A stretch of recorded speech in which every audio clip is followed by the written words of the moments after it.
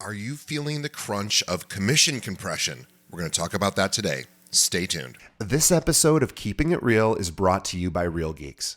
How many homes are you going to sell this year? Do you have the right tools? Is your website turning soft leads into interested buyers? Are you spending money on leads that aren't converting? Well, Real Geeks is your solution. Find out why agents across the country choose Real Geeks as their technology partner. Real Geeks was created by an agent for agents. They pride themselves on delivering a sales and marketing solution so that you can easily generate more business. Their agent websites are fast and built for lead conversion with a smooth search experience for your visitors. Real Geeks also includes an easy-to-use agent CRM. So once a lead signs up on your website, you can track their interest and have great follow-up conversations. Real Geeks is loaded with a ton of marketing tools to nurture your leads and increase brand awareness. Visit realgeeks.com/keepingitrealpod and find out why realtors come to Real Geeks to generate more business. Again, visit realgeeks.com/keepingitrealpod. And now, onto our show. Today's episode is brought to you by Corded.io. Are you looking for agents to join your brokerage or team? Now, as a real estate recruiter, I can tell you the answer is always yes. But most agents aren't looking to move right now. So how do you know who to contact? Well, what if I were to tell you there's a recruiting and retention tool powered by artificial intelligence that shows you exactly which agents in your local market are looking to leave their brokerage right now and which agents at your own firm are also looking to leave you? Now, I've been recruiting realtors for 15 years and I've hired over 2,000 agents. I can tell you with no exaggeration, this is the tool I've been waiting for.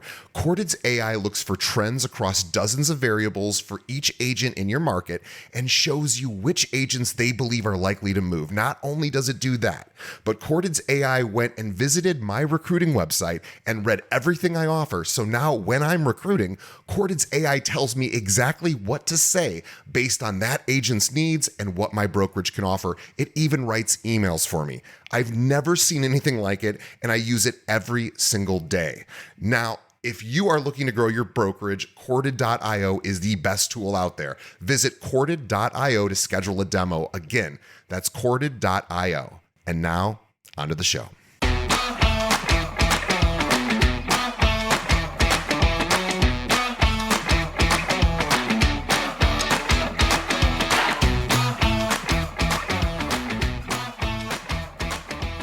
Welcome to Keeping It Real, the largest podcast made by real estate agents and for real estate agents. My name is DJ Paris. I'm your guide and host through the show. Today is our monthly series with one of my favorite people. The series is called Unpopular Real Estate Opinions with Chris Linsell. Now, Chris is a real estate technology analyst. He is also the director at large for Luxury Presence. We'll talk about that in a second. He specializes in new solutions to old questions, constantly exploring the cutting edge of tech in the real estate space. Chris has had many years of experience as a licensed realtor in the state of Michigan, has worked also as a marketer, a digital strategist, a journalist, a trainer for major national brands like Berkshire Hathaway Home Services of Michigan, Coldwell Banker Schmidt Realtors. Chris is currently, again, director of content with Luxury Presence, a great firm if you are looking for a realtor website. Chris is also an accomplished musician, actor, and speaker. Chris is engaged with audiences in sizes ranging from 30 to 3,000. He is almost always every year at the National Association of Realtors convention, usually getting the biggest audiences. He speaks at conventions and all sorts of events all over the country. To learn more about Chris and where he's going to be, chrislinsell.com. Chris, welcome back to the show. DJ, thanks for having me. I think we got to cut that intro down a little bit. No way. I appreciate all of the love, but we got things to talk about. You don't just want to hear about what I've been up to. We got things to get into here. Well, let's get right into it. Okay. Well, first of all, I think this is a little belated, but we haven't really had done an episode since 2024. So happy New Year. How's 2025 for you? Happy New Year to you. It is snowing today in Chicago. This is like our first major snow.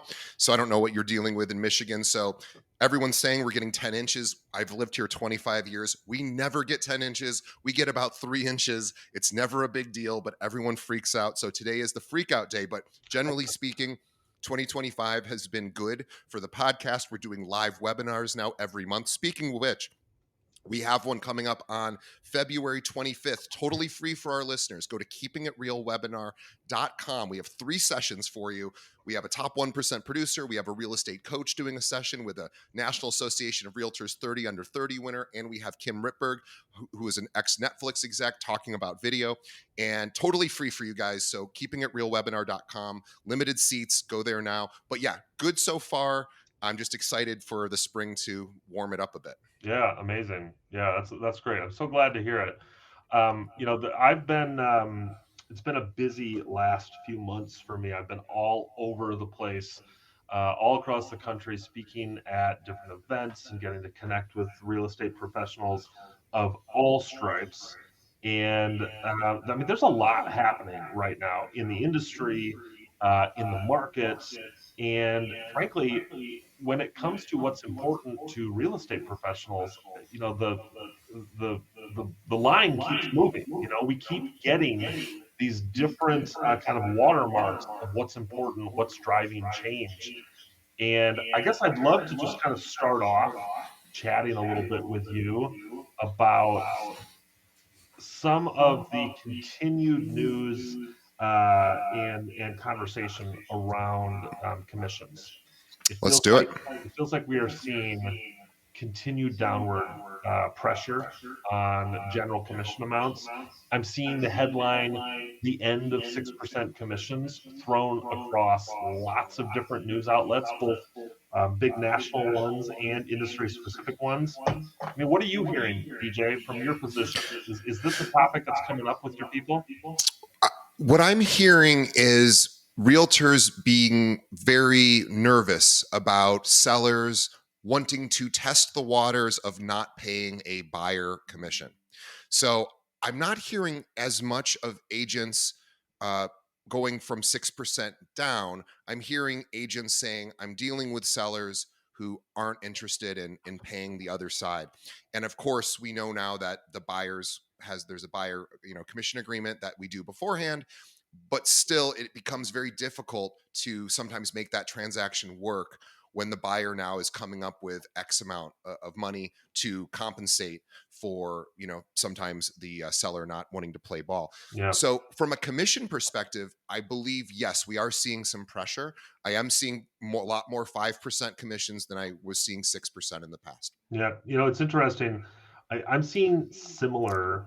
Um, I'm seeing similar reactions from my market and from the markets that I keep a close eye on by virtue of my relationships. But I do think that there is more to this story, and this is somewhat of an unpopular opinion, hence the title of the segment here.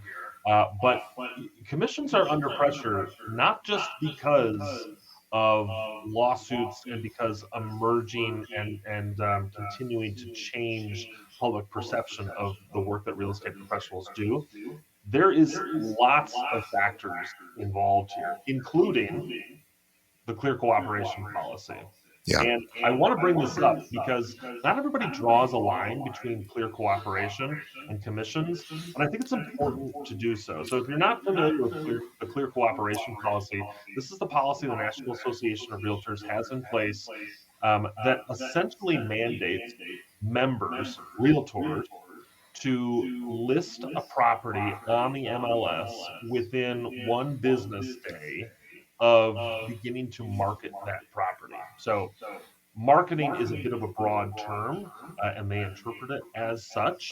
But putting the sign in the front yard is marketing the property. a post on social media about the property and its price.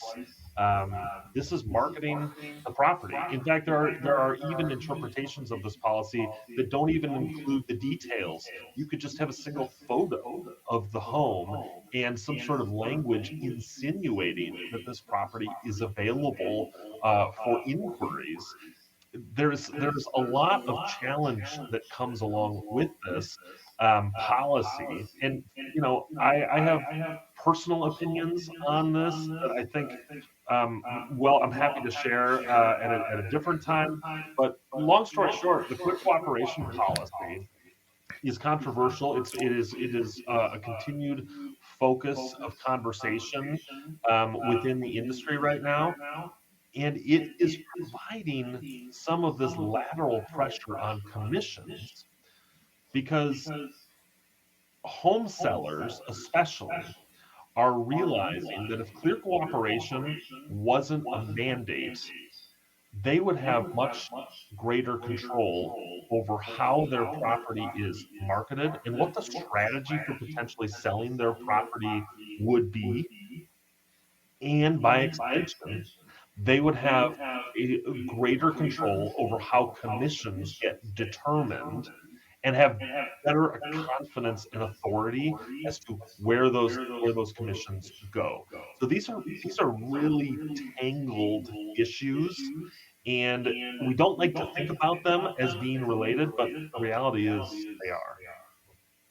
Yeah. So, what is your take currently on the clear cooperation policy and its relationship to commissions? So I think that the clear cooperation policy makes the commission conversation, frankly, more difficult.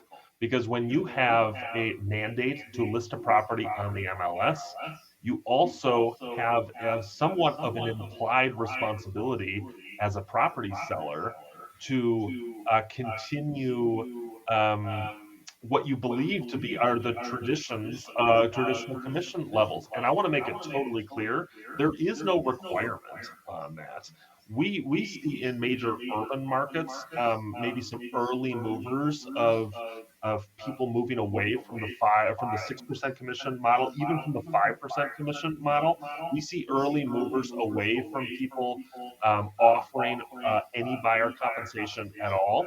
And all the agents that I talk to are very clear that they are following the letter of the law in terms of making sure that buyer comp agreements and buyer broker agreements are signed and that we have all the paperwork in place. But the reality is, most people are still listing properties like they did a year and a half ago.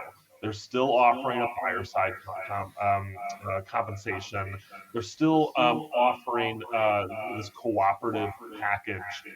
And as such, clear cooperation comes into this because people feel obligated, somewhat mentally, to follow the playbook that has been in place for 20 years because they're obligated to list on the MLS. This is just Right. the way that everybody else does.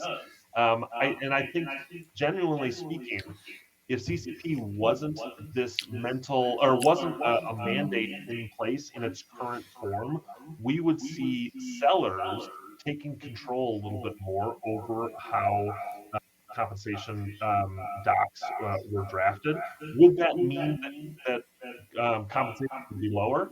I don't think necessarily. I just think that there would be a little bit more of an active conversation.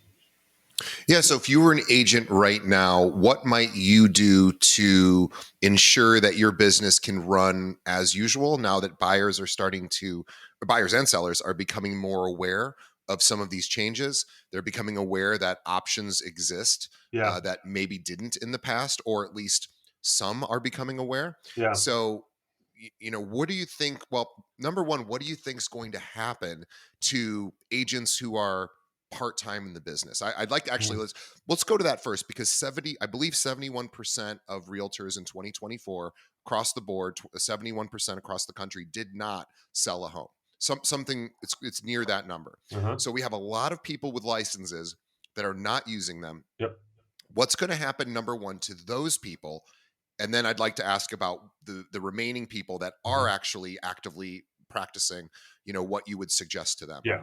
Let me start off by just kind of amending that stat that you just gave there. It's true, 70+ percent of license holders didn't sell a home, but of that 70%, nearly half of them, nearly half of themselves do not consider real estate to be their profession either. They're part-timers. That's right. Part-timers, or they're retired and they're keeping their license as a vehicle for referrals, or they, got their license to help their daughter buy a house, or whatever the case may be. Like, let's just call a spade here. That 70+% is like the number that the New York Post loves to grab onto, but Sure. in reality, most people who call this a job are selling at least a couple houses every year. But some of them are not.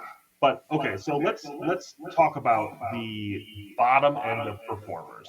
Let's talk about that percentage of realtors who do consider this a job, who are not at break even or above here. If commission pressure continues, if we see, across the board lowering of commission prices or commission via this pressure from the market, via some sort of mandate from another lawsuit or from the federal government, the people who are operating at the low end of performance, the pressure on them to go do something else is going to be incredibly high. Because frankly, if commissions go from 6 to 4%, it's going to take 30% more work just to break even where you are right now. Most people don't have that in them. So, my view on this is, if commissions slip, we're going to see a culling of the bottom end of this market, and I mean like not 5% of agents. I mean like 25% Sure. of agents are gone. And I don't mean in 5 years. I mean, we will see net negative membership in the National Association of Realtors for 5 years in a row. Yeah. Like it is that level of destructive to the bottom end of the market. Well, Go ahead. I'll jump in for a second. So one of our sort of side businesses here at where I work is we have you mentioned agents who just hold their license for referrals. Those are traditionally called holding companies. They're agents that aren't actively practicing. They want to keep their license active. They don't do anything with it. Personally, they're not working with clients, but they will hopefully maybe get a referral. You can still get paid on a referral in a holding company. So anyway, just wanted to sort of make that clear for people that didn't know what that means. But here's what's interesting. So I started that company maybe, I don't know, 10 years ago. Last year, normally we get about 100 people joining a year. We do from all over the state of Illinois. We can hold people's licenses. And last year we saw, no joke, 465 people join our holding company in one calendar year, which means these are people that are really out. They're not practicing. They're just going to keep their license with us, pay us a tiny little fee, just in the off chance that they get a deal that they can refer, or, maybe they'll come back to it, down the road. But 400, that was a 4 times growth multiple. And I'm not that great of a marketer where I was able to hit these people 4 times harder. I've literally done the same marketing effort. It runs itself every single day for the last 10 years. And last year we just saw a mass exodus. So Wow. This is already starting to happen. Wow. And, frankly, like, and my apologies to anyone who this might offend, but good. Like, Yeah. this is something the industry frankly needs. I mean, is in desperate need of. And here's my rationale why. Imagine for a minute that football teams, we just had the I'm not sure if I'm allowed to say the name. Come after me, NFL. We just had the Super Bowl, and imagine if football teams in the Super Bowl had, instead of 53 man rosters, like you can have 53 guys in uniform. It might not be 53, so feel free to come at me in the comments if I don't have that right. But it's like in the low 50s. It's the number of people that you can put in a uniform for every game. Imagine if that was 250. Right. Imagine if you had 250 guys on each sideline and 80% of them didn't even, not only were they not going to make it on the field, most of them had never played a snap. Right. Most of them don't even know the rules of the game. Right. I mean, it sounds, I recognize it sounds pretty straightforward and a little assertive here, but that is the state of the real estate industry when it comes to that bottom performing 70% or 30% or whatever that number is of people who are professionals but are not closing any business.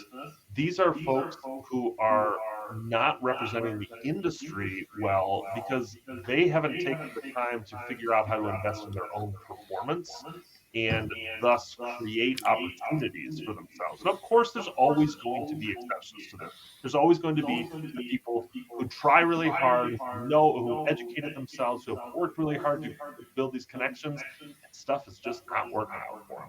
If that's you, I would love to help. Feel free to DM me on LinkedIn. I will give you some free advice if that is helpful for you. But I am confident I'm not going to get many of those DMs because most of the people who are in that bottom performing, they're just not taking this seriously. They're just not doing this the way it's supposed to be done.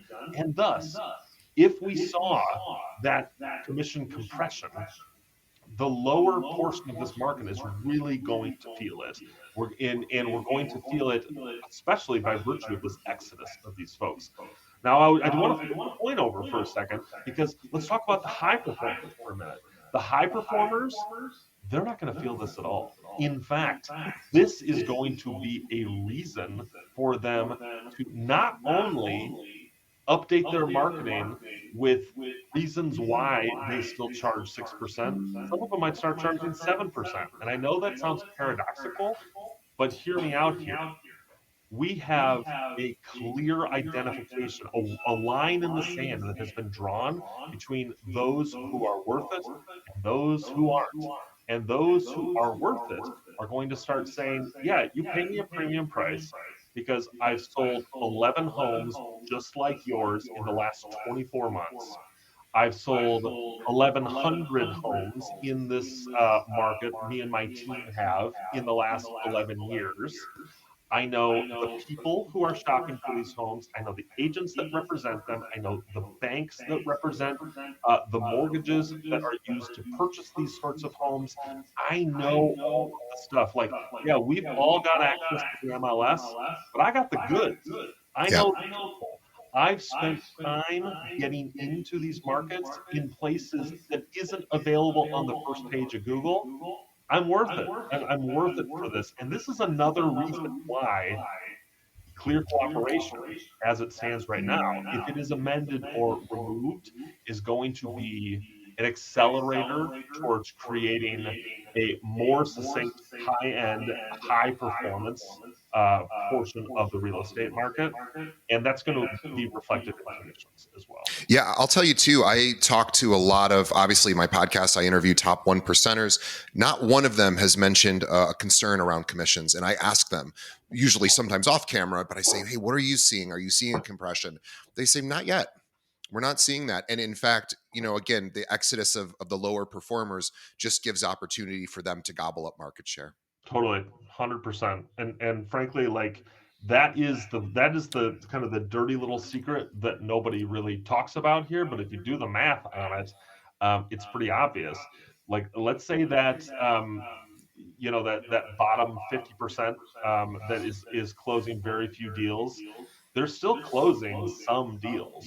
Like and that bottom portion, when they exit the market, somebody's going to need to take over that 15% of transactions that they were representing. It's going to go to the top performers. And so I want to just wrap up this little conversation package with a little bow to say the real opportunity here is for certainly for high performers. You've got, like, the table is set for you. You've got the napkin tucked in your shirt, like it's time for you to eat kind of thing. But the real opportunity is for those mid-market performers who Yep. are capable and competent and experienced, but they don't have that big broad market appeal yet. Right now is a time where you should be working on figuring out how to capture some of that lost inventory so that it doesn't just flow to the people who are going to show up, at the top of the performance results in your market rankings. Like there is going to be a portion of that inventory that gets abandoned by these low performers that leave the industry. There's going to be a portion of that inventory that is going to be niche specific. It's going to be condo sellers. It's going to be first time home sellers. It's going to be vacant land sellers. It's going to be, I mean, you name the niche. Right now, there's an opportunity for, if you haven't yet, is to dig deep into one of those niches so that you can be poised to capture some of that abandoned inventory. Because otherwise, it's just going to be captured by the big name celebrities in your market. Everybody knows who those agents are. Right now, you can capture some of that, but you got to do the work now to get yourself ready for it. Here's a quick action step for those in that middle market that don't want to lose market share to the higher performers. Here's what you do, or here's a suggestion for what I would do if I were you. Number one, I would subscribe to ChatGPT. It's $20 a month. It's totally, a reasonable thing for what I'm about to tell you. You're going to go there and you're going to ask it to pretend it's a customer, whether a buy side or sell side customer, and you are going to say, "Drill me." And you can speak to it, so you don't have to type. You can literally speak and say, "Throw every objection at me about why I should go with you, DJ, middle tier performer, without all the accolades that the big people in my industry, the celebrities in my market have." And tell me, and when I'm giving you an non-compelling reason, you correct me and tell me what a better solution would be. Have it grade you. You could do this every day for 10 minutes. Within 30 days, you will be unstoppable in your pitch. Don't even worry about, I don't know what to say. Chat GPT will help you there. It Mm-hmm. will, and you can even find language models that have already been trained on this. You can literally search. I found a language model that's trained on the Gottman relationship stuff. So I ask it, I go, I'm having this challenge with my relationship. And I'm like, what would the Gottmans say? And it literally tells me what they would suggest I do. You can do this in real estate for $20 a month. You're almost like getting a real-time coach, and you can practice this all day long. Totally, totally. I love this idea. It is super helpful. And admittedly, I'm a tech guy, so I'm into this stuff just kind of naturally. I talk to ChatGPT, not joking, every day. Me too. I have taken the time, and I know this isn't an option for everybody, but for me, I have 30 minutes in the morning that is commute time, where I'm taking my kids to and from school. I used to spend that time listening to podcasts or talking to my mom on the phone. Shout out Marianne, how are you? I used to spend this time, not wasting it, but not being super productive either. Now I put the voice prompt for ChatGPT on, and I use it to talk through ideas. And it saves, I mean, our transcripts, like all of it is right there on my phone. When I get back to the office after my commute time, I just take those transcripts, drop them into a Word doc, and then I feed it back to ChatGPT, or I'll just have ChatGPT summarize everything that we've talked about and give me the action steps. And then I drop that into Todoist, and I've got like a jump start on my day, and I've had a chance to talk through my ideas with my personal assistant. Um, it's Absolutely. So powerful stuff, this right? is a place to give your ideas, ask for help. I'm struggling in this part of my real estate business. Hey, ChatGPT, search everywhere you can and come up with 10 good ideas for me. And I'll tell you, we'll do them one by one. You'll give it to me. I'll tell you if I think that's a good idea. It will continually learn, get reinforced on the good and non-reinforced on the bad. And this will literally transform your business. It's like having a best friend who is also going to help you along the way. It never says no. It never says I can't do it. And it sometimes gives you bad info, but Mm-hmm. that's okay. You tell it, hey, that's not correct. That doesn't work for me. And it self-corrects. So great suggestion. Yeah. And I'm glad that you like it as well. It's super cool. I think it is. I think it is game changing. Let's Um, tease the next episode, because I think we're bumping up against sort of the end of what we wanted to do. I think we talked about a lot. Here's what Chris mentioned this to me, and I'd forgotten, because I just got to, very fortunate, I got to sit in on Dr. Lawrence Yun. He's the National Association of Realtors chief economist. He's the guy. He's the number one guy in the industry, really has the data that no one else has. And he was presenting, going, here's what's going on. And I don't have much to report other than one statistic that I'd forgotten that Chris reminded me of, which is the average first-time homeowner is gone up in age significantly. yeah, Chris, I know you were saying, I think it went from 35 the previous year or two. Now it's up to 37 or 38. Why is 38. that Yeah. relevant? So here's what Dr. Yoon said. Why this is relevant is, we know that home prices traditionally, over time, over long swaths of time, increase in value. The data is there. You can look it up. And we also know that when people start later, they have, they're losing opportunity to generate, possible long-term wealth. So this is a problem, not just for realtors. This is a problem for the people who are renting. Now, we understand why people are renting. There's lots of reasons why people choose to rent. But I think as a realtor, this is massive opportunity to start educating people as early as you can, to have them recognize you have a massive opportunity. Most of your peers aren't paying attention to this. This is as significant as putting in your 401k money, putting in your Roth IRA or your traditional IRA money. These are opportunities. So we're going to maybe talk about that next episode. Mhm. So what can we do to take advantage of this growing trend, and what are the pros of waiting till you're 37? Maybe there's some good reasons to do that you can explore as an agent. But Sure.